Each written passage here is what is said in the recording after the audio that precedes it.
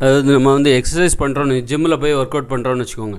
ஒரு 10 நிமிஷம் நீங்கள் இது வரைக்கும் உடற்பயிற்சியே செய்யலை அப்படின்னா, புதுசாக நீங்கள் ஜிம்மில் போய் ஒர்க் அவுட் பண்ணுறீங்க அப்படின்னா, உங்களுக்கு உடம்பெல்லாம் பயங்கரமாக வலிக்கும். ரொம்ப பலவீனமான இருக்கும். எலும்பெல்லாம் பயங்கரமாக வலிக்கும்.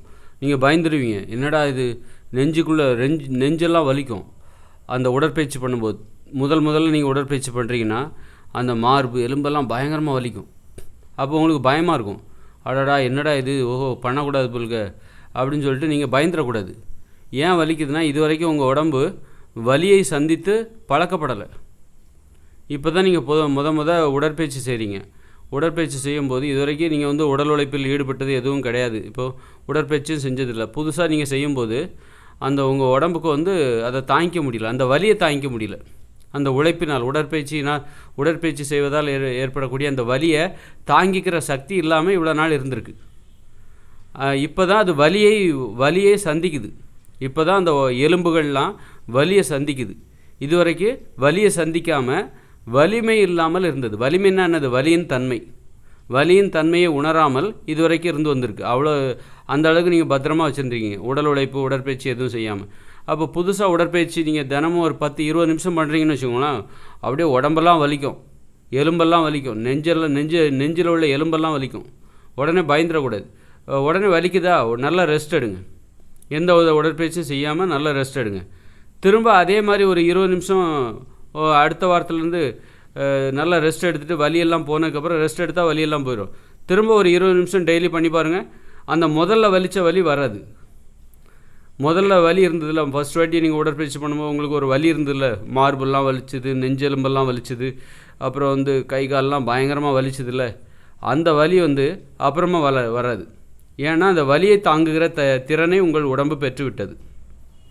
உங்கள் உடம்பு வந்து வலியை தாங்குகிற திறனில் முன்னேறி இருக்கிறது, மேம்பட்டு இருக்கிறது, இன்னும் அதிக திறன் படைத்ததாக மாறிவிட்டது. அதனால் இப்போ பார்த்தீங்கன்னா நீங்கள் வந்து 40 நிமிஷம் பண்ணாலும் சரி, அந்த வலியை படிப்படியாக நீங்கள் அந்த நேரத்தை அதிகப்படுத்திக்கிட்டே போகணும். முதல் வாரம் ஒரு 10 நிமிஷம் பண்ணுங்கள். 2வது வாரம் அப்புறமா ஒரு சனி நேரம் நல்லா ரெஸ்ட் எடுத்துகிட்டு 2வது வாரம் திரும்ப ஒரு 20 நிமிஷம் பண்ணுங்கள். 20 நிமிஷம் 2வது வாரம் ஃபுல்லாக.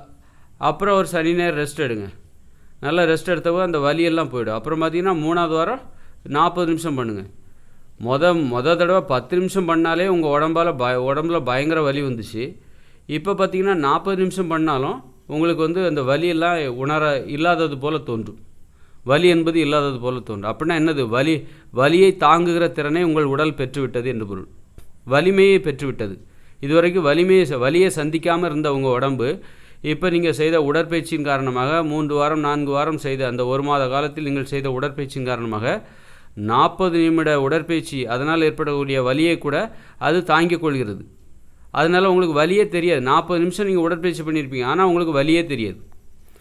தடவை ஆரம்பத்தில் 10 நிமிஷம் பண்ணதுக்கே உங்கள் உடம்புல அவ்வளோ வலி வந்தது.